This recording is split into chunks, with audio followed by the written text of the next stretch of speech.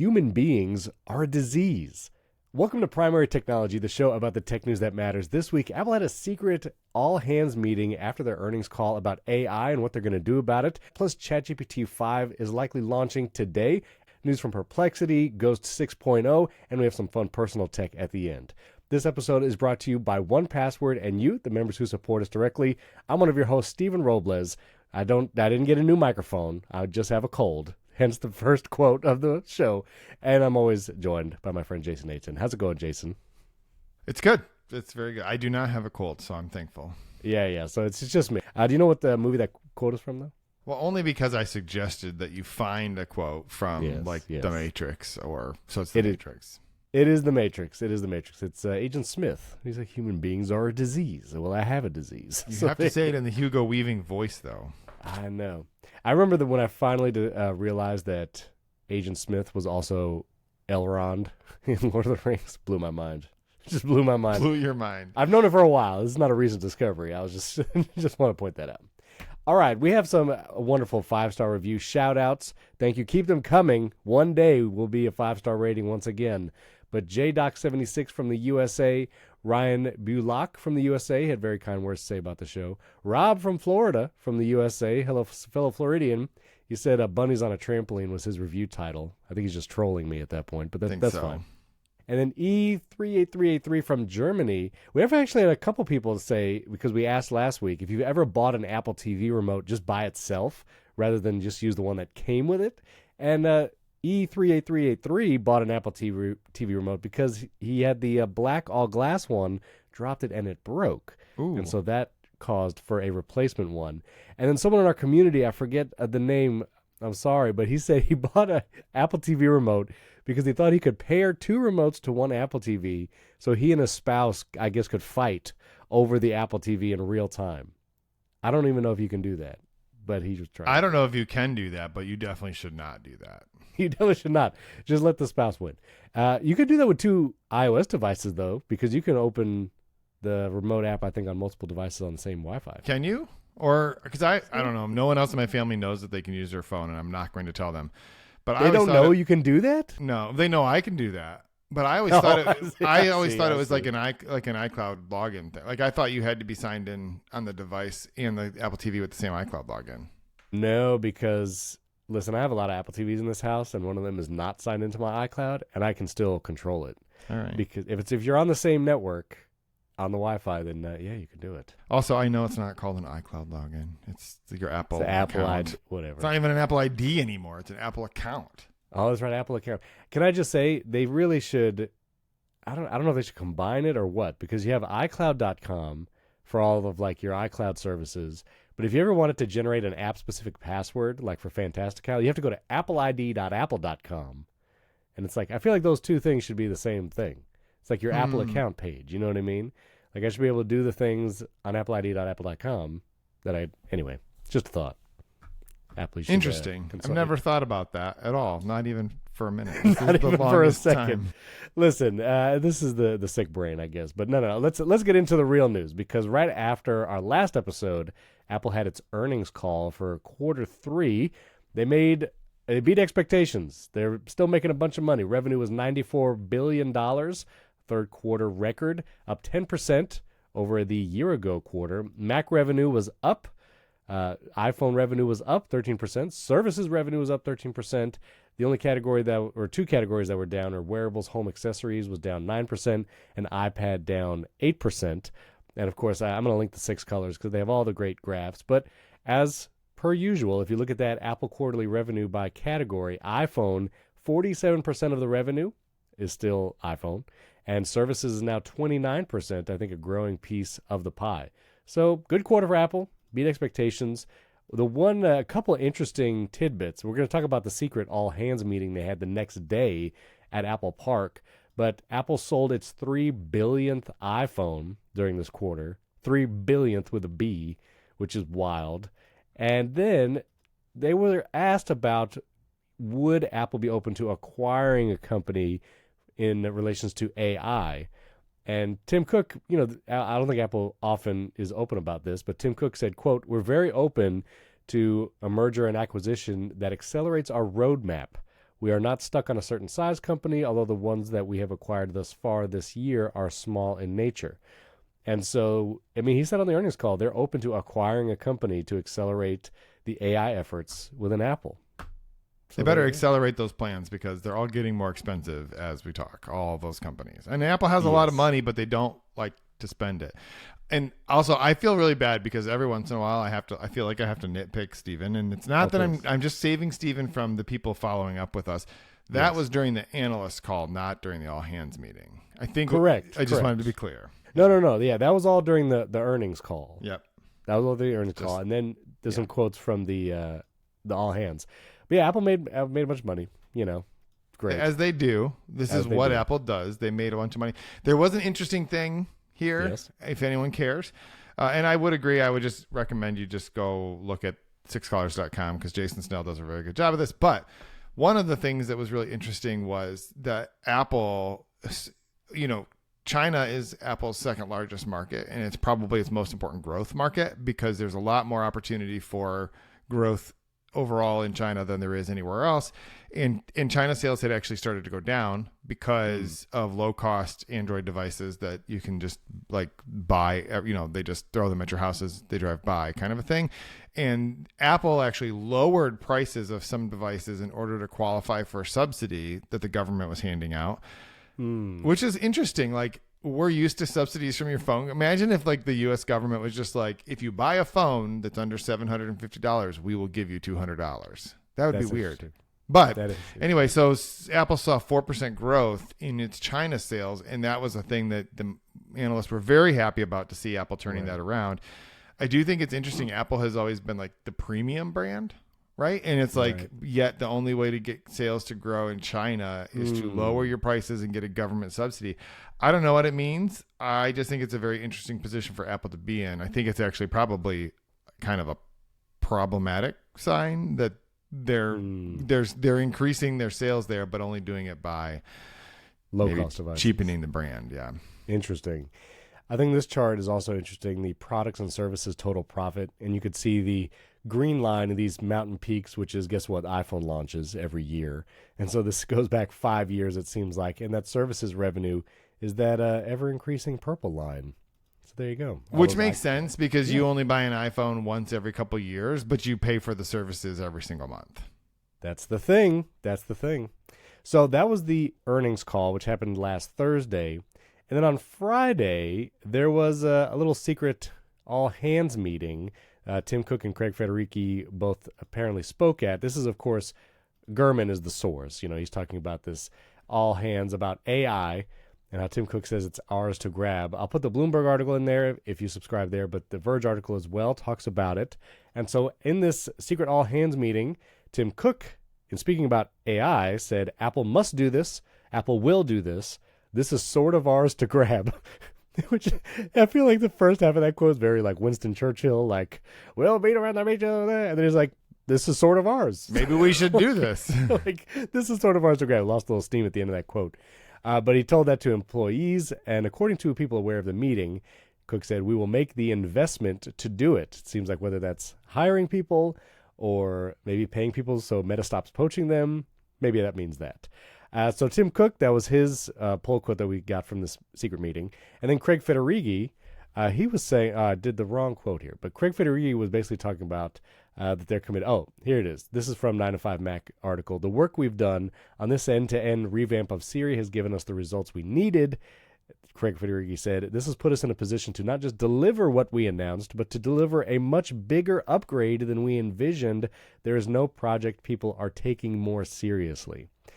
It's funny, this was an internal all-hands meeting, and it feels like some of these pull quotes, it's like they knew it was going to get out, and so they wanted, that they wanted everyone to know, like, there is no project people are taking more seriously inside, but... I think that they forgot to remind the people at the all-hands meeting that there was to be no quotes or attribution that Apple says, like... Right. Yeah, they needed to have that... this is on background, okay? The staff members... I mean, the press is much more well-behaved when it comes to this sort of thing than really Apple employers. But also, I don't think Apple has an all-hands meeting that they don't... I mean, they don't invite more than 4 people into a room. That's right. Unless they have a chief in their title, right. Unless they expect it to get out. What's that quote? A secret is only a secret if it's kept by one person or whatever. Like pretty much. as soon as you tell a second person, like it's over. So they're, big internally about all the AI stuff. I'm curious because Craig Federighi says that their Siri roadmap, they've somehow exceeded the promises that they made. Of course, it seems like he's referring to WW 2024 last year, where the personalized assistant, which never launched, and that's what. And we I don't think we talk about the Google ad. I forgot to put that in here, but did you see the Google Pixel ad where they were just hammering Apple? I did not. No, you didn't see that? No. Oh my goodness! I usually write about these. It's been a week, so I haven't seen it yet. Oh man. Well, it was aptly timed, I guess. But Google is advertising its Pixel 10, which the event is August. Which it hasn't actually announced yet. It hasn't actually announced yet. The event is on August 20th. But this spot from the Pixel, honestly, I mean, really good as far as getting into Apple on this. But they're basically saying, like, if you buy a phone with the promise of AI. Yeah, the quote was, just change your phone if you bought a new one because of a feature that's coming soon, but it's been coming soon for a full year. Exactly. And so they, that's true. So, Steven, do you think who do you think this ad is for? I don't know, because no one buys Pixel phones anyway. It's not for iPhone users. It just really is not for iPhone users. It's probably fun for Google to do this, but it cannot have any measurable effect on iPhone. Now, I should say, if you were an iPhone user and you were thinking of switching to an Android device, I would say that the percentage of those people going to a Pixel phone is probably higher than just average people buying an Android phone. Sure. Because Google does actually make pretty good hardware. Right, and if you want the pure software experience like you would on an iPhone with iOS, then or the best cameras, like they do very good job with that kind of thing. So, but I just don't understand. I feel like this is the kind of ad that just makes Google feel really good about like Google, but really they're like, hey, look at us over here. Well, and it's a very clear win to knock Apple on this, because because Apple made a big deal about Apple Intelligence all leading up to the iPhone 16 and after. Snoop Dogg was out there talking about Apple Intelligence. They were selling iPhone 16 based on Apple Intelligence, and then the big part of Apple Intelligence never shipped. And so I think it is just, it's a good dig. So you would say that picking on Apple like this would be low-hanging fruit? Listen, I'm going to have to end the show right there. I mean, that was good. That's pretty good. That's pretty good. Can I let me ask you a personal question? Okay. We recently had a friend. They had a Samsung Galaxy S25. They broke it. And because their kids had iPads and iPhone devices, they wanted to switch to the iPhone for better access to parental controls. And so they switched from the iPhone. As anyone who switches, it's a it's a learning curve. It's steep, to try and get used to it. And they are not, they don't like it, of course. They're like, they don't like the iPhone? They don't like the iPhone because like everything's different, everything's a different place. It's just, this is not a techie person. They're just like, it's very different. Just don't like it right away. But the one thing they keep saying is that my Samsung Galaxy took better pictures. And I'm, that's fine. I'm not here to like prove anybody wrong, whatever. I'm not going to like have an argument about it. But then it was really a traumatizing event, Jason. My wife, she asked me, so do the Samsung phones take better pictures than the iPhone? Your wife asked you this? My wife asked me this, and the blood drained from my face, and like it did the dolly zoom that he does in Jaws. Which, side note to the rabbit trail, we actually watched Jaws the other day because that was last week's quote, and I realized I don't think anyone in my family's seen it. I don't know if I saw it front to back. It's rated PG when you rent it, not a PG movie. Just want everybody to know, lots of blood. And you got to adjust for inflation. You got to adjust that for inflation. It's closer to an R than PG. But anyway, my wife asked me that question, and like, I probably went into a longer explanation than I should have, and it probably just like sounded like Charlie Brown or whatever. But what would you say to someone who's like, so does Samsung take better pictures? First of all, I want to know, when your wife asked you that, was your response to her the same, where you just say, I'm sorry, I've got to end the show? Is that what you tell your wife? Yes. Like, listen, we got to go. I'll say, let me tell you what I said, and you tell me if you think this was valid. I said, all the top end phones take great photos now. They take different kinds of photos. Some people might prefer how photos look from a Samsung versus Google versus iPhone. There's one feature that I hear from Android users that are like, my Samsung Galaxy has 100x zoom. iPhone only has 5. So the Samsung is better. And that's like a clear just feature point that is usually stated as like, this is an objective fact, and so the iPhone is worse. And I don't feel like going into a diatribe of like why that's bogus or why the 100x is like kind of fake. I told my wife that, and I explained the whole moon photo thing from a few years ago. But anyway, what would you say to that question? Well, first of all, I would say, yeah, if you only take photos of the moon, Samsung's better because it will just give you a photo of the moon regardless of what it actually looks like in the sky right now. So that's fine. If that is your use case. My response would be, are you happy with the photos from your iPhone? Like, what is it what would better be? Like, you know what I mean? Like, and how are you measuring that? And if you are happy with the photos, but what I think the person who said that to you was saying is they just look different. And I'm used to the contrast and the color science that Samsung is using. Apple's is a little bit different. I don't like them. And I could understand that because I feel like it's the kind of thing where I have a Nikon camera. I shoot Nikon. I've shot it for, I don't know, a very long time, 25 years. And there are times when I'll pick up a Canon camera, great camera, Canon R8, fantastic little camera. You can put a 70 to 200 2.8 on it, like all that stuff. And I hate it, and I don't like the way the photos look. And they're not bad, they're great. It's just different than what I'm used to. The camera, the buttons are in different places. The worst sin that Canon creates is that the dials move in the opposite direction, and you can change that. The problem is this camera that I had picked up was someone else's, so I'm not going to go changing the settings on them. Is either of them better? Absolutely not. They both produce incredibly high quality images, and the same thing is true with like. So what I would just say to somebody is like, well, what is it about your iPhone photos you don't like? What are you looking for? Because the reality is they will just look different. Right. And if the person who's saying that the Samsung photos are better, what they're really saying is that's what I'm used to. It's what I'm comfortable with. And then you get something different, and it's like, I don't know if it's not that it's better or worse. It's just it's different. Yeah, I probably should have just said that. I also went into a tirade about HDR and like, well, maybe the iPhone overprocesses sometimes, and that's, sometimes I do no one is thinking about that. I do pro raw, and that lessens the problem. I was like, I failed this. So anyway, I'm developing this argument for one day when I get asked again. Should I switch to Samsung for better photos? Because I need a defense. I need a legal defense. Yeah, the question really is, what is it you don't like about your current photos? And it might be like, I don't know, the people are always out of focus. And I'm like, it doesn't matter what camera you use, you're just a bad photographer. But it's not even, I don't think it is an objective, what do you not like about the photo? Like, I don't think even the most dedicated Samsung user who's not like super techie would say, well, this and that. Like, these are the points of why I don't like an iPhone photo. It's just this like visceral, like, well, Samsung has 100x zoom and the photos look better. And it's like, that's such a subjective, like, I don't know how you argue that. Well, and that's kind of the point, I guess, because if I'm asking them, what don't you like about your photos?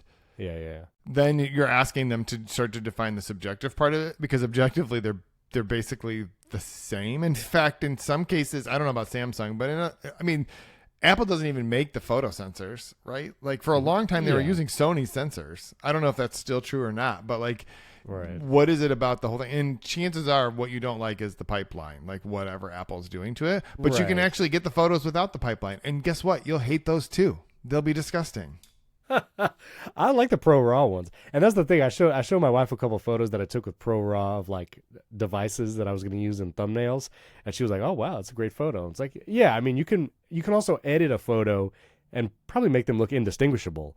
Like, if you just took a photo right at a camera on a Galaxy and out of the iPhone, you can edit it and probably make it look exactly the same. But if you take an iPhone photo and crank up the saturation and the contrast, it will look exactly like. I mean, in fact, Apple did that. They have the styles. But cranking the saturation, I remember I worked at Circuit City, and I remember that saturation was cranked on some of those TVs, and that's immediately where consumers went. They're like, oh, that TV looks way better. It's like, actually, everybody looks like a clown because the saturation is cranked to 100. But just at a glance, if you see this one and it looks washed out because this one's cranked so high and the contrast is at 100, then people just think, oh, that one's better. Yeah, well, that's why all of the screensavers on those TVs are like a bowl of apples panning across bright, vibrant colors. Right, exactly. There's no people. Oranges, like on a black background, just kind of, anyway. The honey dripping down, Yeah, that was a valuable tangent because I had an existential crisis about that. So anyway, but I want to touch on it. You wrote about the 4 words that Tim said. You said change the narrative. What 4 words are you talking about here? I don't know. Scroll down. What did he say? The AI. No, the point was Apple must do this. No, that's not it. We've rarely been first, right? Which is actually an important thing to think about. And I think what Cook is trying to tell the employees and probably the rest of us is that Apple's strength is not pioneering new uncharted territory. That is just not what Apple is good at. What Apple is good at is beginning to see how people are using a thing and then figuring out the better option for that. Okay. And so I think that this was not saying Apple will be super successful at this. What Tim Cook was, I think, trying to say was, look, we didn't invent the smartphone. We didn't invent the PC. We didn't invent the tablet or the MP3 player, but the versions that we introduced are the ones that everyone eventually settled on. Like, no, that's the standard bearer. And I actually think that that's an important point because essentially the narrative has just been Apple is behind. And I think it's like, if think about it this way, like you already mentioned the quote where he says that they're going to make the investment. Right. Really? Because Apple's like capital expenditures were like $4 billion, which is less than half of what Google increased its capital expenditures. Like they're playing a very, very different game. They're not trying to be the frontier model developer, right? And so I think it's not really realistic to compare them in that way. But what Apple has to get correct is fixing dumb Siri, like making it a useful thing that you can do, right? Yeah. Like we got comments from people about like the whole health stuff, right? Like this is what people want to be able to do. Right. That's the part Apple has to get right. And once they see that that's how people are trying to use this stuff, I do think that they will probably figure out how to pull it together. I'm going to take a little bit of a devil's advocate approach because the next part of the quote from Tim Cook, there was PC before the Mac, smartphone before the iPhone, tablets before iPad, MP3 player before iPod. All of those things are true. And I would say in all those categories, PC, I guess debatable, Apple did create the wide consumer product in those categories, the iPod, the iPhone, the iPad. I think in all of those scenarios, the timeline for when the thing launched, namely a smartphone or an MP3 player, and the time that Apple came out with theirs was years. It was years before MP3, before iPod. I don't think they have years to get there with AI. Like, I don't think they have the same time scale to get the iPhone right that they had to get the iPad right or the iPod, because there wasn't like huge competition for tablets before the iPad. Yeah, the iPad wasn't the first tablet, but we also didn't have a slew of other high-end, really good tablets. Whereas today, they're obviously not first to AI, but we also have ChatGPT, we have Anthropic, we have Perplexity, we have Llama, we have Gemini, Copilot, which is ChatGPT. But it's like, it's not the same landscape. I think things are moving so much faster in the AI realm. I mean, ChatGPT-5 is going to be announced later today. And I don't think they have the same amount of time they did then. I don't think it's like an infinite time scale. I don't think it's like, well, it doesn't matter how many years it takes us because once we do it and we do it right, then everyone's going to use what we did. I don't think AI is in the same category as those other hardware devices because there's already so much good out there and it's already getting so ingrained in people's workflows. Like, I'm already using ChatGPT in a bunch of places. Now I'm using Perplexity Comet for a bunch of tasks. I just don't think they have the same amount of time they did for those categories. Yeah, we talked about this previously. The smartphone was 20 years. I don't think they have 20 years. And I don't think Apple thinks that they have 20 years either. There's obviously some window of opportunity for this, but that window of opportunity, I think, is defined by Apple's earnings. Their iPhone sales revenue was up 13%. When that number over year starts to be consistently negative, that's when their time's up. Because that means people are switching from iPhones. Because most of iPhone revenue is either, well, all of iPhone revenue is either someone who's never had an iPhone and bought an iPhone. And they talk about switching, right? They've talked about that many times. The rest of it is Steven buys a new iPhone every year. When Steven stops buying a new iPhone every year, that's when the time is up, because that means people are switching to other devices, whether it's because Samsung has a 100x camera. That doesn't seem to have ever moved the needle. I don't think that would be the thing. This is what you and I were talking about. Apple has to be the best device, or Apple's devices have to be the best devices for AI, not necessarily build it themselves. Right. I think that the Siri thing is probably the exception to that. They have to figure that piece of it out, because people will eventually go. So that window, I don't know if that's 10 quarters from now, 10 years from now. There's some window of time at which Apple will have to have delivered this, or people will start to leave. But right now, you can run ChatGPT on all the devices that you're using. There's no threat to Apple. No one's leaving Apple's device. And Apple, the thing they care about is, are we still selling devices right now? And the answer to that is absolutely yes. In fact, they may be selling more because of ChatGPT. I don't know, but we're not at a point right now where because the alternative is you switch to Android.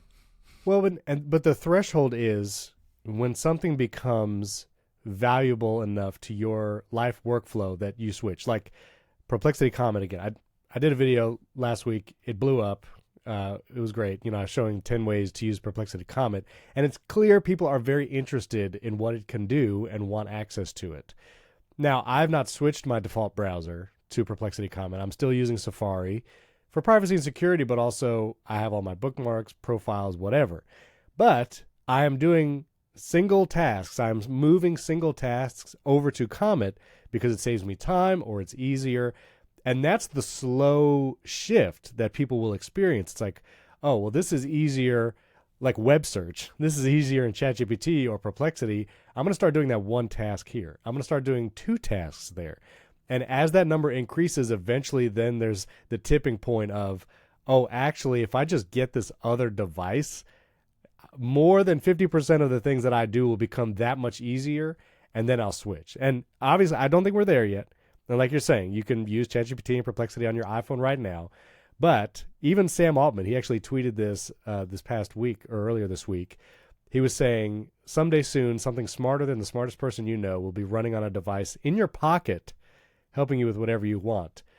And this was an interesting quote because we know Sam Altman is working on a hardware device with Johnny Ive. They have not said what it is or even how big it is.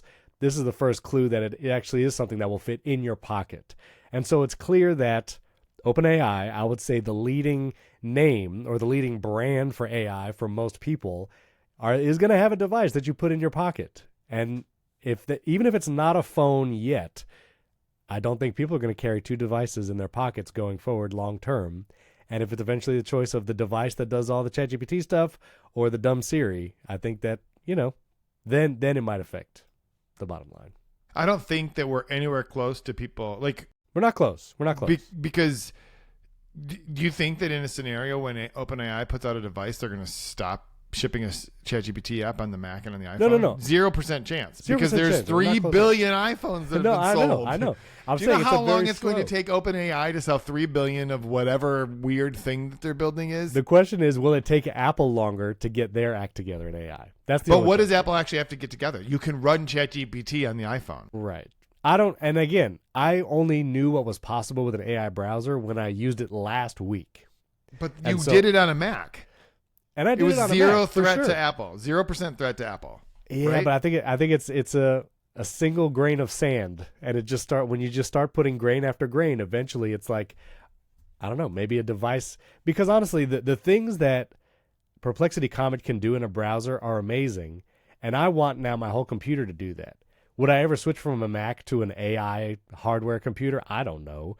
But I know I don't think Apple is going to have that level of automation and control in AI on a Mac for years. Like, that's probably years and years away. Sure. So I don't know. Just saying. I think I think the window of time is shorter than Apple thinks, but longer than we think, probably. Right? Like, as you and I are using these things because we're interested in it. We like it. When I talk about the number of people who have said to me, like, you put all of your medical information into ChatGPT, I didn't know you could do that. Like, we're still so far beyond the event horizon. Like, we're so far off before this happens. Like, we're not the tipping point. How many metaphors can I use here? We've not reached the tipping point. But here's an interesting point, though. My kids, which my oldest is 16 now, The children of a tech YouTuber. Okay, go ahead. Okay, sure. But do your kids use ChatGPT? My son does for coding all the time. Okay. I think the younger generation is going to have more of a vernacular of just AI stuff. And as we're starting the school year, my oldest son, he's doing a lot of Shakespeare stuff this year. And he and my middle son, they have to do a lot of research. Guess the 2 tools I sent them for those topics. For Shakespeare, Google's Notebook LM, they have an entire Shakespeare model that you can literally go in, ask it questions, and it's incredible. I've already tested it and used it, so I sent my oldest son that for Shakespeare. And then for when it came to research, I gave them access to Perplexity, neither of which are an Apple product. Now, they're using it on the iMac here in the family room, right? And they're using it on their iPad or whatever. So sure, they're still buying the Apple hardware, but I'm not telling them to just use Safari. I'm not telling them to ask Siri. You know what I mean? Yeah, but I don't know that the Apple cares about that as much. Apple has Siri. Well, yeah, but Tim Cook is saying we must do this. Obviously, they care. He's saying we have to figure it out. Yes, but isn't part of figuring it out deciding which part of the conversation you and I are having right now is actually the important part? Sure. Because I don't know for sure, because we assume that what Apple's saying is Apple will do this. This is sort of ours to grab. We will make the investment to do it.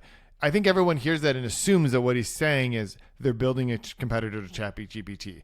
But they would have to spend $40 billion to build a competitor to ChatGPT. And the fact that they just aren't tells me Apple is taking a different tact. And that was, I think, the point he was making is Apple took a different tact with the iPhone. It took a different tact with the Mac. It took a different tact with tablets. I can't say that word that many times. But I think that they are still I'm pretty sure that the most important piece for Apple is the Siri piece.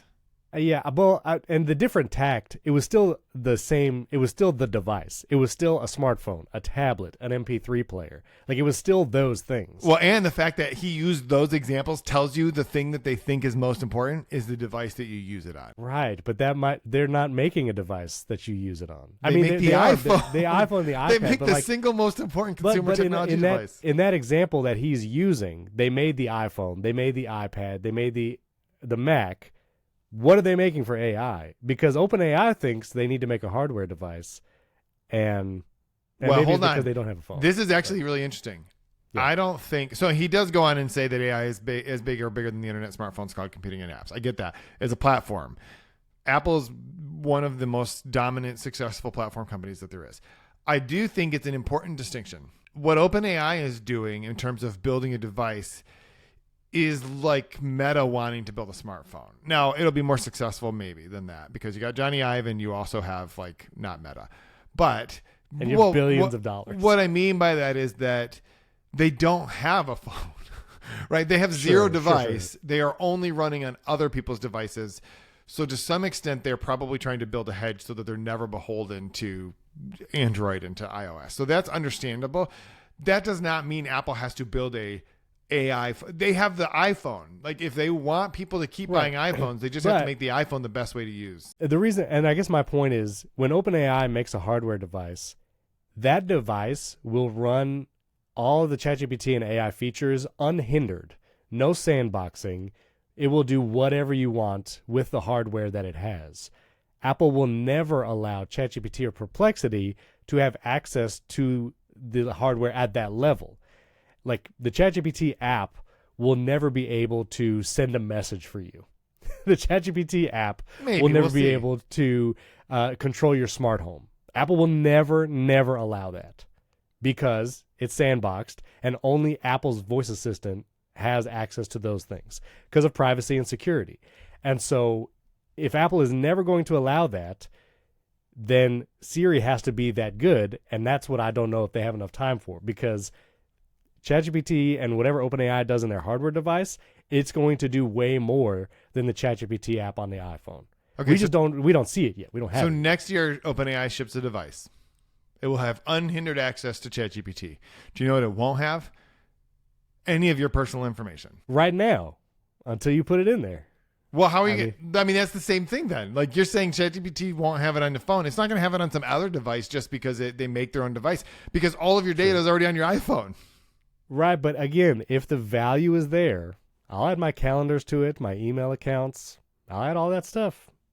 And I don't know. We'll see. We'll see how it does. I am not, I don't know. I'm coming across real down on Apple, and I'm not. I don't know. I just don't know if they understand this landscape. Well, this is why I said they reframed the narrative, because I think that Apple is taking they're getting beat up because they haven't succeeded. They haven't met the expectations. And what they're saying is y'all have the wrong expectations for what we should be doing right now. And if you hit at the advent of the smartphone, given Apple grief for not having a smartphone, Apple will be like, give us 18 years. We will blow smartphones. Like every smartphone that's made is basically a follow-on from what Apple makes. That's true with tablets. Even the Mac. The Mac may not be the most... Mac OS obviously has a much smaller market share than Windows, but every good Windows computer is basically a MacBook Air with some other slight change. Right? Sure. The Surface devices, I have an Acer device here. Like all these things are just, that's how we make laptops. And then they just do that. Right. I guess we will have to see if Craig Federighi is right in what he said in the secret all hands meeting, that they have surpassed what they announced, and the voice assistant is even better now than what they said. We'll see. That'd be great. Will they actually deliver on that? Because it's not an iOS 26 as far as we know. Maybe when the iPhone 17 launch comes and they say more about it, but we're over a year past when they announced Apple Intelligence, and we still have not seen it. So I'll reserve full judgment. Let's see it. Let's see it. All right. There we go. I didn't think we were going to talk. That was good. We got to just go off on a... What'd you say? Run your bicycle down the hill or something? I don't know. What? I don't know. You roll the bolt. All right, listen, we got to talk about Apple's U.S. manufacturing commitment, ChatGPT-5. There's a bunch of other lightning round news that I want to get to. But before we do, we want to thank our friends at 1Password, especially Trellica by 1Password. Listen, if you're a security or IT professional, or you work at a company and you're on that team, you've got a mountain of assets to protect, whether it's devices, identities, applications. It's a lot, and it creates a mountain of security risks. And I've been there. I used to manage 60-plus devices in a mobile device management scenario. Security, privacy, getting it all to work together, it's a challenge.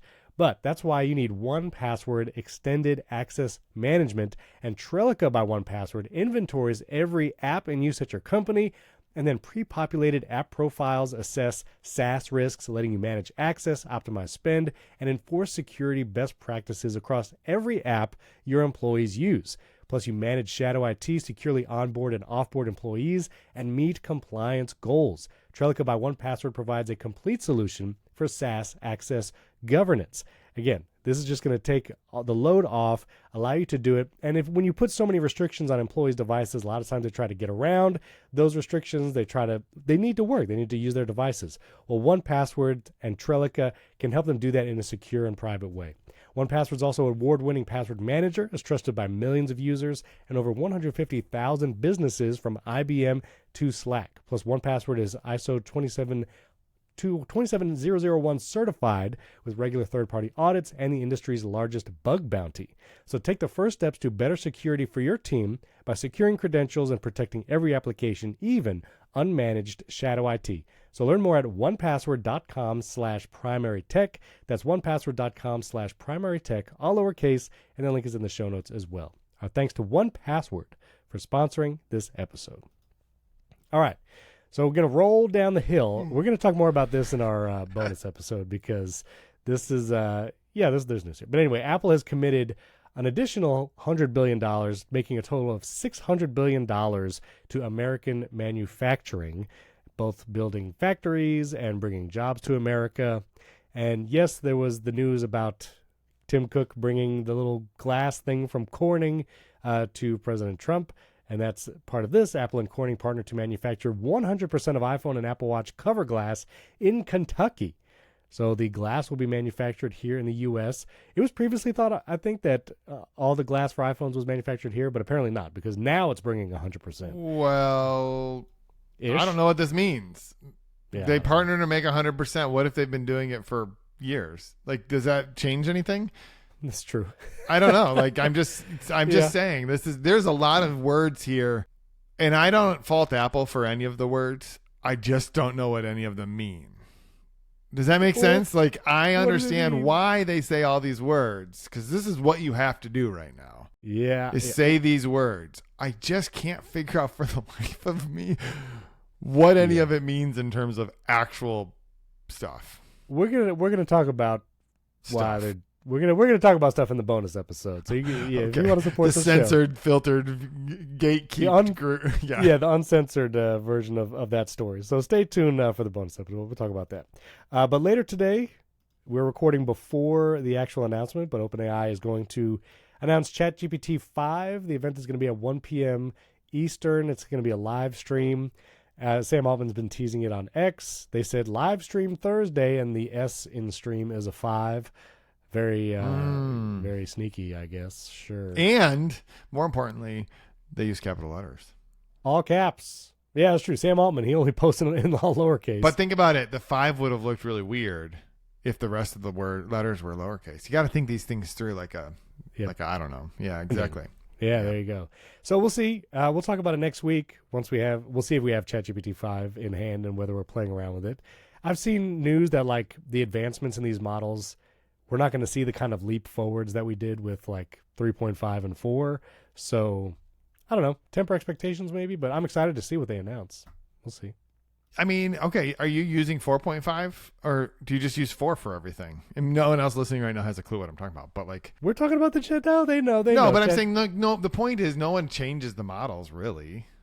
I use 4.0. Yeah. Why? You know why? Because 4.5 is better, but so slow compared to 4.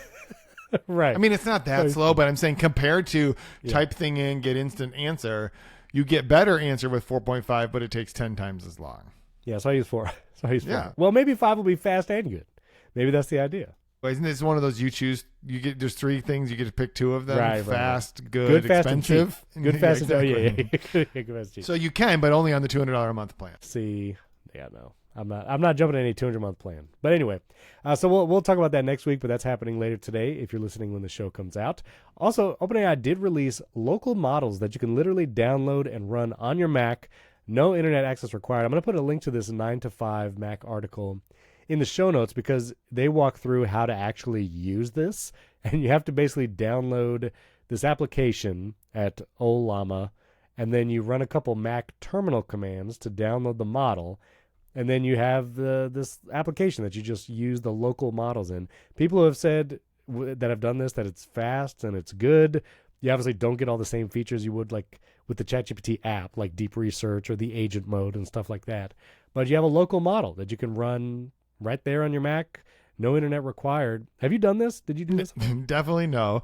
Okay, yeah. But also to be clear, you can do things that don't require any access to the internet if you run them without right. This doesn't have access to current world knowledge. It only has access to like no web searching. So you could feed it a PDF and say summarize this, or you could say write me a story or whatever. But you couldn't say like anything that requires current information. But yeah, local model. There you go. I'm not doing this just for the record, just because the ChatGPT app works great. And I don't need it's wonderful. I'm good. I have a good internet connection. Steven has been fighting for years to have the fastest internet connection on Earth, just so he doesn't have to run this thing locally. That's exactly right. Can I tell you that Frontier supposedly, I have the 5 gig plan right now, 5 gigs up and down for my internet connection, and Frontier just said there's now a 7 gig plan available to me. But it's $80 more a month, and Steven, I'm not doing that. Steven, you need to just ask them, please stop sending me marketing because it's giving me anxiety. But then I get to take a screen grab of it and tag Casey Liss, and I'm trolling him with my internet speed. Right. So you know that's it's almost worth it. So it's worth it. Yeah. Not worth $80, but it is not worth $80, it. But it's worth what I'm paying now. So Instagram launched a couple new features. One, you can repost, basically retweet photos and stuff, and there's a new map feature where you can see friends' locations on a map, like if they posted a story and the location was tagged or posted a photo. I did a little post yesterday saying, like, if you want to make sure to turn this off, here's where to do it, where you can go to the Instagram settings and turn off the location for that map thing. It is a straight rip from Snapchat. If you didn't know, Snapchat has like the Snap Map. where you can see people post. And reposts. And reposts. Well, that's TikTok, I guess, technically. Well, listen, I mean, Instagram has been doing this for years. I mean, stories, that was a Snapchat It feature. is nice, though, that they have built an app where we can just do all the best things that we like at other apps in one place. Isn't that nice of them? It's so nice of them to take everybody's ideas and features and make it their own. It's, I guess. I don't know. I'm on Instagram, and I was trying to, like, grow my following there, and I don't know. It seems hard and not fun, so I just go there to see my friends. It seems hard and not fun. I mean, I've grown a YouTube channel, and that was possible. And I don't know what the secret is on Instagram, but anyway. You have to pay attention to what the kids are doing. And the kids, I will say, are very excited about the repost thing. I don't know why. I'm not.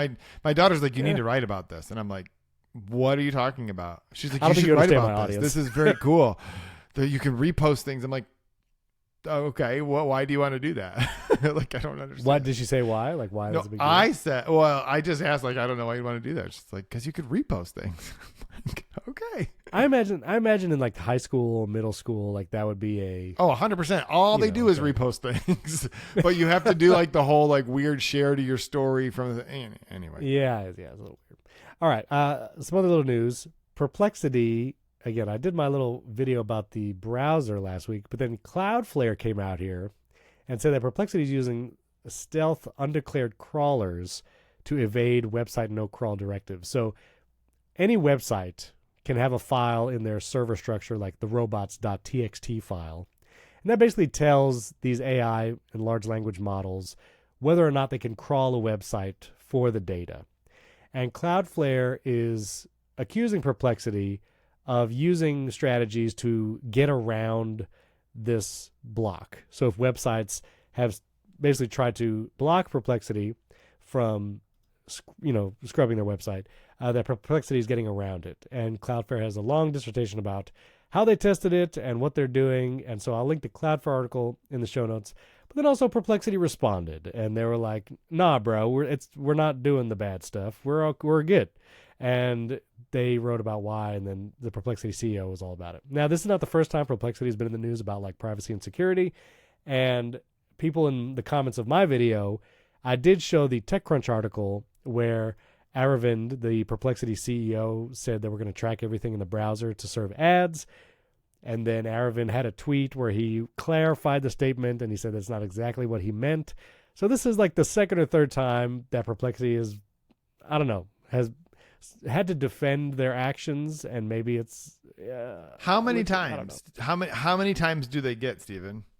This is no, for real. How many? Like, I don't think that they quite understand. You're building a thing that at some point you're going to need people to trust you.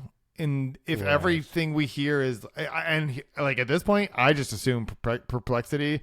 Like when he says that's not exactly what we're doing, I assume that what he means is the clarification is instead of we're going to track everything to show you ads, he's like literally, I'm going to just track everything. It's me. I'm going to look at everything. I have a hard drive sitting on my desk with that's everything right. Steven does in his browser. That's right. And and then I'm going to pick ads to show Steven. Like I don't know what clarification he's trying to make, but at this point, the fact that like, because the original story, if I remember correctly, was that Perplexity was just blatantly like ignoring robots. Yes. And so now they're not ignoring it. What they're doing is they're creating fake bots that are technically not them, but doing the same thing. And they're like, but we're following the rule of this convention. They're just definitely not following the spirit. And I think once you try to start making that distinction, you should already know you're wrong. Yeah. And if they were hoping, because Aravind, the CEO, was on Decoder with Alex Heath, I believe, and he said that he would be open to being acquired.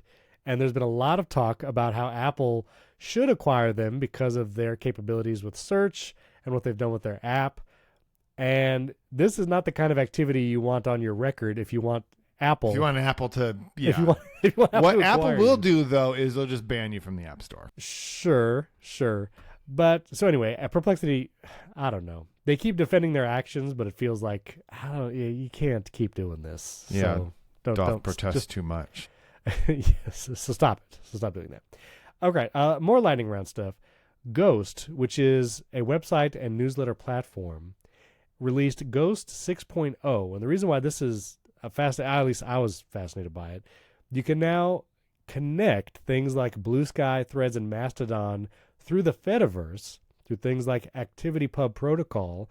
So now you can post something on your website and actually have it sent to all the social media or not all, but the ActivityPub platforms.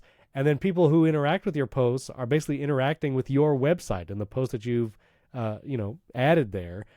And this got me very excited because, if you listen to Nilay Patel in the Vergecast, he talks about this all the time. They're working to get The Verge on this like fediverse social media type thing. And I was like, I might switch my website platform because it's tiring having to post to 18 different social networks at once whenever I just want to post something. And if I could actually have a website and I actually post my content on my website, but then it can also be available on other platforms for people to follow, that seems like an attractive solution. And so I'm actually going to try this. I'm actually emailing Ghost. We're going back and forth right now about moving my website and blog stuff over. But I think this is, I think it's fascinating. So I'm excited to try it. Super exciting. I know you don't have, you have a personal website, but I also have a newsletter. You have a newsletter? In a year. Not very good at writing my newsletter. And I actually looked at Ghost and I just feel like the CMS part of it is just terrible to use. So I don't know. Have you looked at it recently though? I mean, this was like 2 weeks ago. Oh, okay. Well, that's pretty recent. But it was pre 6.0. So I don't know. Maybe they made some things better, but I will say I'm a longtime Squarespace user. I've built hundreds of sites. I still prefer their like WYSIWYG editor. And I was playing around with Ghost last night. Because the one page I would have to remake if I were to move website platforms is like my smart home device shopping list, basically, that I have on my current website. And it would take a lot of work to do it in Ghost. And I wasn't exactly sure how to make like columns. And so that, I'd have to figure stuff like that out. But this whole ActivityPub thing, I mean, I don't know. It's interesting to me. Anyway. Also, I'm thankful for this, I think, but Disney and Hulu announced that next year they're going to fully integrate Hulu into Disney, and the Hulu app will go away and be phased out. And yeah, I think this is fine because it's super confusing right now where to find Hulu content. Do you go in the Disney Plus app? Do you go to the Hulu app? I'm curious how this will affect Hulu Live TV. Yeah, I'm very curious because of the amount of time I spent switching. Right. And my father-in-law subscribes to Hulu Live TV specifically. That's how he watches all his stuff. So will he have to... It's saying it's going to be combined with Fubo? Oh, great. Sure. Okay. But is he going to have to go to Disney Plus to watch live TV if there's no Hulu app? You know what I mean? I don't know, but I'm having heart palpitations right now. Well, don't do that. Don't do that. Because are you so many things.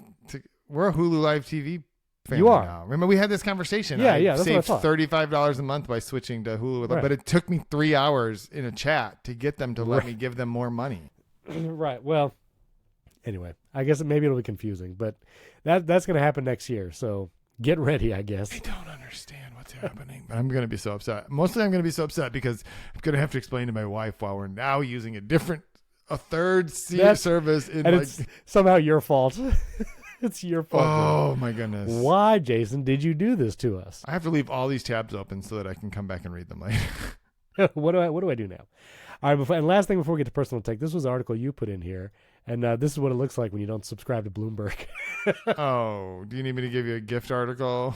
No, it's fine. No, but just tell me, this is OpenAI talks to... Oh, yeah, they're just going to make a bunch of money. I mean, they're going to raise a bunch of money, and they want to... Their valuation is going to be $500 billion, which I just felt like is like, wow. And the reason that just shocks me is not that I'm saying that...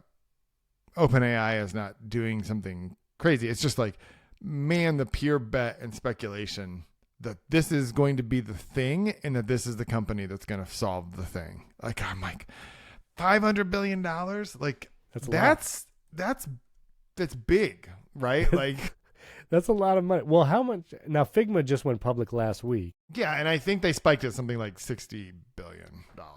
So right? Just in perspective, I think that's good. $500 billion is Netflix size, MasterCard, like bigger than ExxonMobil. Like, come on.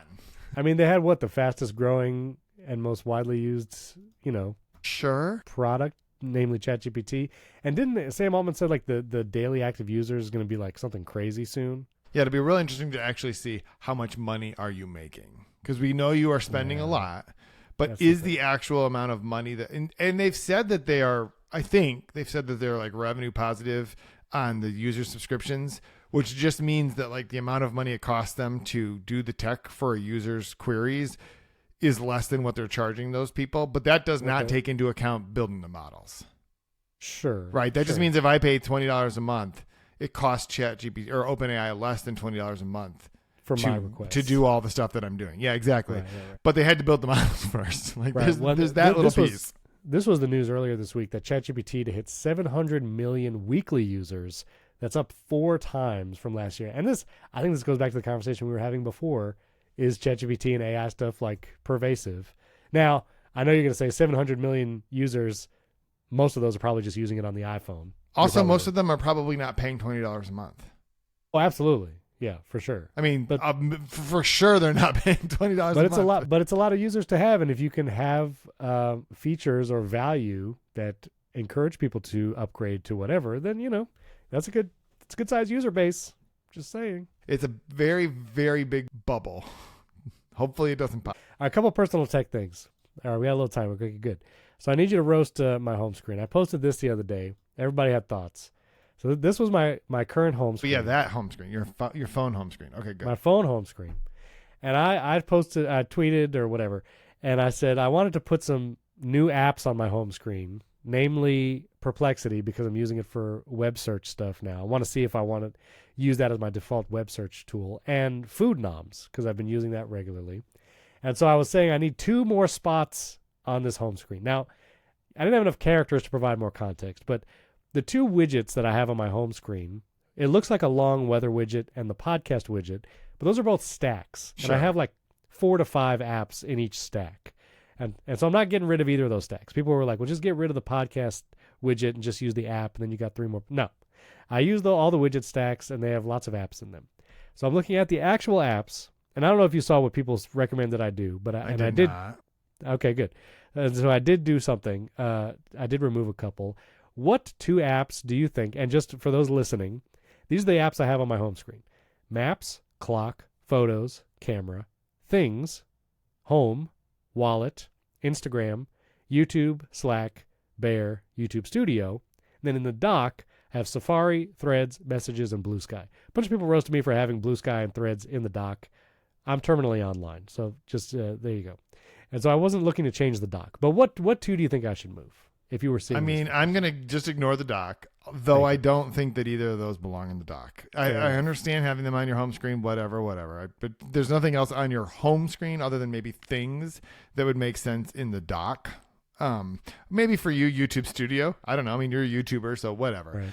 I have no idea how often someone uses YouTube Studio, the app. I go there every day. I remember an interview with, was it Austin Mann? Is that who it was? With Mike Hurley on the Cortex? Yeah, and he's like, I'm checking it every 15 minutes. Oh, I don't do that. That's crazy. So maybe people do use it a lot. But this is actually easy. You just don't need the Clock app and you don't need the Wallet app. Okay. So people said Clock app, Wallet app, and Camera, that those were the 3 that I should remove. I mean, now, you do have a dedicated button on the side of your phone for the camera, so you don't need the camera one either. But I'm like, you literally don't need the Wallet app because you can just double tap the home button. Okay, that's what people said. Now here's my thing: I use my Apple Card for everything, sure. all purchases, and so that's why I have the wallet on my home screen. When you double click the side button, you go to Apple Pay. You don't go to the Wallet app, and I don't want to activate Apple Pay just to look in the Wallet app and see a transaction or whatever. And so I don't think a double click on the side button is a good solution for that. I don't know if I jump in the wallet often enough to make it on the home screen, but yeah, that's why I go in the Wallet app so frequently that every time I do a pull down to search, it's the very first thing that shows up. So like it knows what to do.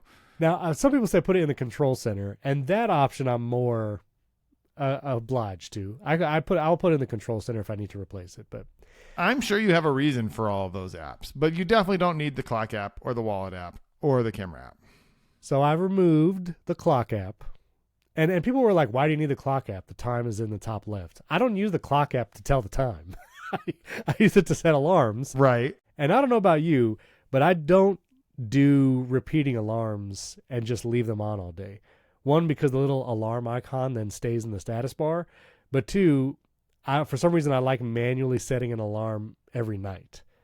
And so that's why I have it there. Do you do that, or do you just rely on repeated alarms? I think I turn on the alarms every day, but I still don't think you need the clock app. I mean, if it's a thing you only do once a day, correct. Pull down is fine. Pull down. So and that was the reasoning. I was like, okay. So I took the clock app out and I took the camera app out because I never touched the camera control button, and everyone was like, "You have a dedicated button to launch the camera. Just use that." And I often just click the camera from the lock screen, and so I removed the camera. And so we're gonna see how it goes. But those are the two I removed. I added Perplexity and Food Noms, and then yeah. So anyway, what does Perplexity give you that ChatGPT does not? I'm trying to use it for search. Yeah, but you can use ChatGPT for that. Correct, but I like the search better in Perplexity because it gives me the sources and stuff like right away. I mean, and so I'm just trying it. ChatGPT just gives you like the footnote right there. Well, so I also put ChatGPT in this widget stack at the same time. So I got them both there. I will use ChatGPT for like I want to take a picture of something and ask it how to do whatever. And so the widget for ChatGPT is nice because you have the camera, you have the chat thing, and so I can just like go right into sending ChatGPT a picture. But this is now my current home screen. The order now is all messed up. So every time I think I'm tapping wallet, I'm tapping Food Noms. So, I got to get used to the muscle memory. But this is my new home screen, so we'll see how it goes. Can you share your home screen? Do you mind sharing yours? So send me a screenshot because I'm curious. This is Mike Hurley and CGP Grey bit. They share their home screens and roast them. We can. I have not cleared some notifications that have come in since we started, so I'm not going to hear any being held responsible for any of that. And it's actually slightly different than it was. You'll notice that our member area app is on the home screen now. Okay, so should I just read these? Okay, I'll just read through them. Yeah. So this is not Jason's home screen. So I have a stack at the top, which is showing the weather app. It also has things, and then it also has Fantastical. Normally, it's actually showing me Fantastical, but I didn't particularly want to share my next six things. But you use carrot weather rather than the stock weather. Oh, 100%. Yeah, so much better. Well, one, it has better. I know the weather app's gotten a little bit better, but the weather app still won't cuss at me, and it doesn't like. You like it snarky? Carrot weather is, I think, that maps are better, and it just seems to do a better job of like tracking when. Well, what I like about this particular widget is it will switch. So sometimes this widget will be like rain is starting in 4 minutes, and it'll show you like it just automatically changes the built-in weather one does that too. I don't care. It doesn't matter. I'm not switching back. Carrot weather is a great app. I mean, my whole family uses Carrot weather, and I will just not hear anything otherwise. Okay, nice. And then so that's at the top. Then there's a row with notes, photos, Ulysses, Instagram. Circle, which is the app we use for our member area. You should become not even our member area, just our like community. You should just join our community. It's free. You don't even have to be a member. Just join it. Right. There's like 200, 300 people in there. It's like it's great. It's great. But I keep forgetting that it exists, and so I'm like, I should have this. This is what I do. I put apps on the front page, sometimes aspirationally, to make myself use them more. Because my rule is it cannot go on this page if I don't use it every day. So, and then I have the health app, which I understand people think that that's a silly thing to have, but I'm literally putting my blood pressure in there multiple times a day and tracking meds. So it's just easier. It has not been on my home screen until recently, but it is now. MyFitnessPal, which is where I track food and weight. The Slack, yes, I have notifications. Those have all come in since we started recording. The ChatGPT app, Microsoft Authenticator, which I have to use to get into like our CMS. I would not have it on my home screen, except I literally have to open it multiple times a day, and I do not want to have to go through the extra swiping and stepping.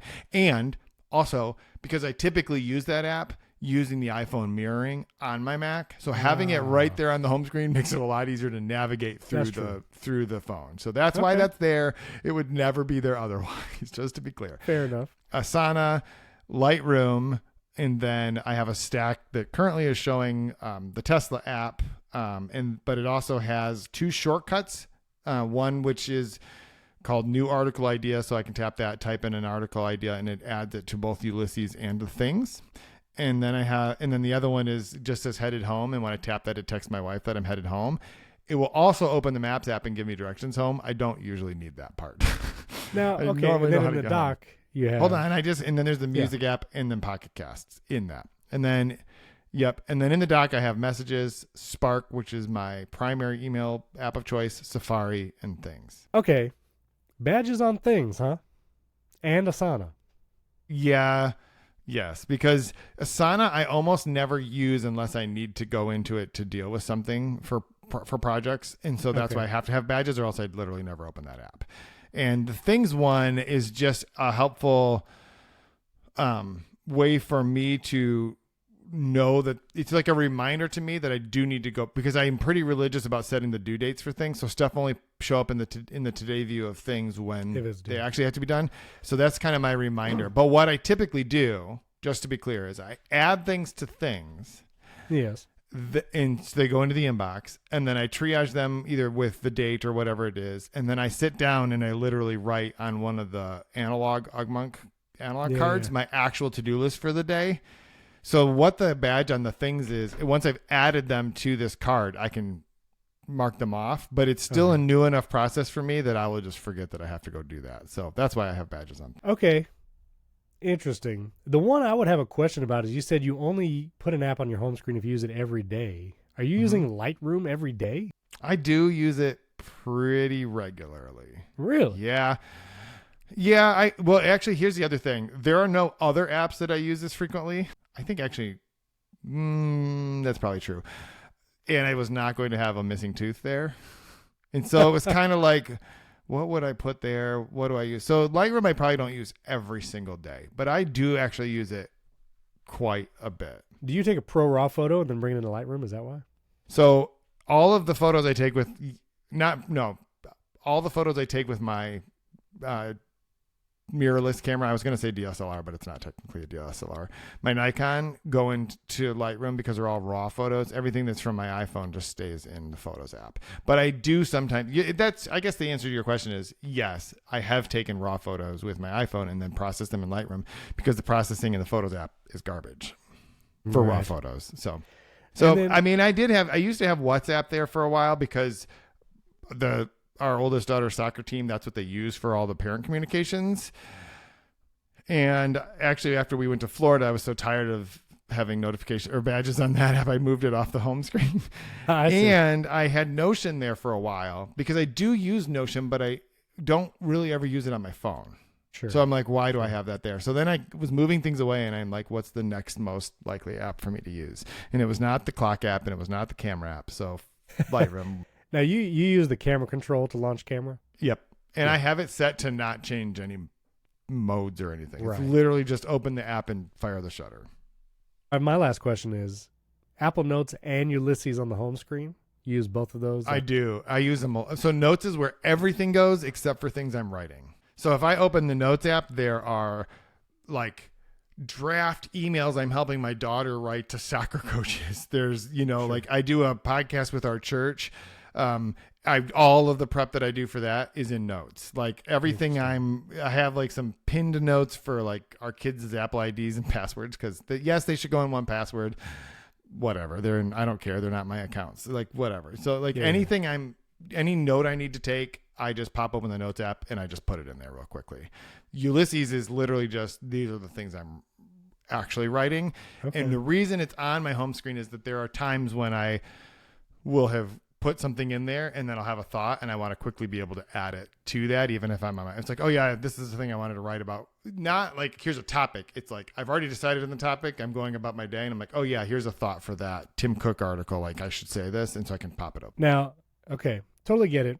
This is why I use Bear, because I could do Bear for everything. Bear for long form, short form. That's why I like it. I could do. So here's my thing. I don't want my writing and my notes in the same place, in my mind. Like my book writing is also in Ulysses, so all actual writing happens in Ulysses. All capturing of ideas happens in Notes. I should clarify, all of my professional writing. If I'm writing an email for my kid, it's just going to go in the Notes app. It's in Notes, yeah, I get it. But I don't want to write my like articles or stuff in Notes because, as I've said before, the interface is just complete trash, and I hate it with a passion. And if I could download themes for the Notes app, I would 100%. If I could make Notes have the same functionality for theming as Bear, I would do that in a heartbeat. But I'm always going to have the Notes app on every single device, so it's good for that. Totally get it. Also, your battery percentage is on, unfortunately. Of course it is. We've stayed consistent. It should be. We've stayed consistent across our home screens. And then the last thing is, so your wallpaper, it's like a black honeycomb, but very metal. Yeah, just very nondescript. I've been using it for a long time, and it's the only way I can tell which apps are which. And where I'm over here, like, I hate that so much. I can't. Really? So actually, here's an interesting thing. I was thinking about this when we were talking about the taking photos thing. Yeah. I think it's similar to me. Every time I try to change my wallpaper of my phone, I always go back because it just feels weird. And the iPhone 16 that I'm using as a camera right now, that I don't actually own, just has whatever the stock iOS 26 background is, because when I pick it up, I don't want it to be mine. Sure. I get like, it's different. I have to use a different wallpaper, and I could change the wallpapers on that. Now, the lock screens I change all the time. Like right now, it's like the roof of the Steve Jobs Theater. Like, and I also have one of my family. I have the photos one. I have when they brought back the original lock screen, which was the fish. So I have, like, I'll swipe through those. I don't swipe through them for like modes like some people do. I just swipe through them because I'm like, let's go with this Nomad water one today or something like that. So I'll do that. Like, that doesn't bother me, but the home screen the background, it's the same on everyone. Interesting. Okay, we might need to do next when there's a slow news week. We should do like focus modes, today view, and all that, because this will be real easy because I have like 4 different focus modes, and I realize they actually literally all do the same thing. They block the same things and they allow the same things. I don't. Why do I have 4 of them? I just need one that says focus on and one that says focus off. All right. We'll have to get into that another time because I have a bunch of focus modes that work with Fantastical and all that kind of stuff. But anyway, before we get to our bonus episode, you had an exciting news because you posted this on social media, but it made me want to go on a quest to find my original PowerBook. Yeah, I reclaimed my. Hold on. This is Jason's original PowerBook. This is the first Mac I ever bought. So in 2002 or 3, I don't actually remember what year it was, but it's a G4 PowerBook. It's an 800 megahertz. It has a super drive. This one has I looked just recently at the configuration. It has a 150 gig spinning hard drive, which is a weird number now when you think about it. And so I had sold this many, many, many years ago. I think it was like 2008 or 9 to someone who was at our church at the time. And they used it as their work computer for a long time. And then it got stuck in a closet somewhere for years and years and years and years. And through a weird quirk, the church that we actually attend now bought that building like 10 years ago. And I had said to the production person there a while back, hey, if you ever happen to come across this PowerBook, the titanium PowerBook, it's mine. I mean, it's not mine anymore. It just was the first Mac I ever bought. Yeah. I would buy it back, whatever. Like, no. And he's like, I think it's probably around here. 2 years later, a week or so ago, he was like, hey, you should come to my office. I think there's something that you might want to see on my desk, which is a terrifying thing for someone to say out of context. Could you come into my office? There's something I want you to see. And this was just sitting there. And I was like, oh, that's amazing. So I now have, it works. It boots up. It's pretty snappy because it's only running 10.3 or 4 or something like that. I opened Final Cut, opened a project. Everything's it's great. The only thing is it won't connect to Wi-Fi.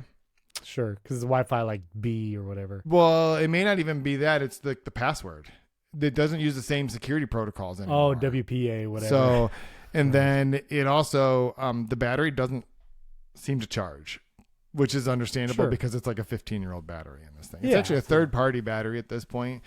So it only works plugged in.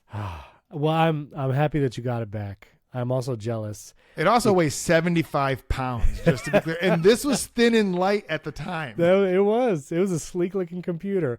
Man, I cannot believe how much it weighs. It weighs at least 3 MacBook Pros, at least. I'm so jealous. I really want to track down my original G4 12-inch PowerBook. I had sold it to some random dude, I think through Craigslist, and I looked through my Apple ID email, my iCloud email, because I think that's the oldest email I have. The problem is I wouldn't have created that until I got my Mac. So I don't know what email I would have used when I bought the PowerBook, because I did buy it directly from Apple. I don't know what email I used at that point to order it. It might have been my college email address, which of course I no longer have access to. So I can't even go back, because I was just looking for this. I wanted to find the serial number so that maybe I could search eBay for the serial number and see if I could buy it back. But I just realized I might try to log into my old Craigslist account to see if I can go back to like the message history of who I sold it to, and maybe I can reach out to them. But I really want mine back. I don't have my original PowerBook, and I don't have my original iPod video because I used that somewhere and I left it because I was like, I'll just leave it here and let them use it, and then I don't know where it is. So anyway, I'm glad for you though. I'm happy for you. That's fun. All right, we need to talk about Tim Cook's 24 karat gold gift, and I have a secret announcement that not even Jason knows what I'm about to talk about. And so I'm going to do that in the bonus episode. So if you want to listen to the bonus episode this week and listen to all the past bonus episodes and future ones, you get a bonus episode every week, ad-free version of the show every week. You get the daily show Monday through Friday. You get the unedited raw audio of the show every week. You can support the show at join.primarytech.fm or support us directly in Apple Podcasts, and you get all those benefits, all those places. You can also join the community like Jason was saying. We got several hundred people in there. I look at all the comments that are left under the episode post, which I post every week when the episode goes up. And you can do that at social.primarytech.fm. And we'd love if you left us a 5-star rating and review in Apple Podcasts. And let us know what you could roast my home screen in your review. What app, or Jason's. Roast Jason's too. Roast mine, but don't say anything about the Authenticator app. I can't do it. I'd like tell Jason to remove the Authenticator. I mean, it just can't. and leave us that 5-star rating review. Thanks for listening. Thanks for watching. We'll catch you next time.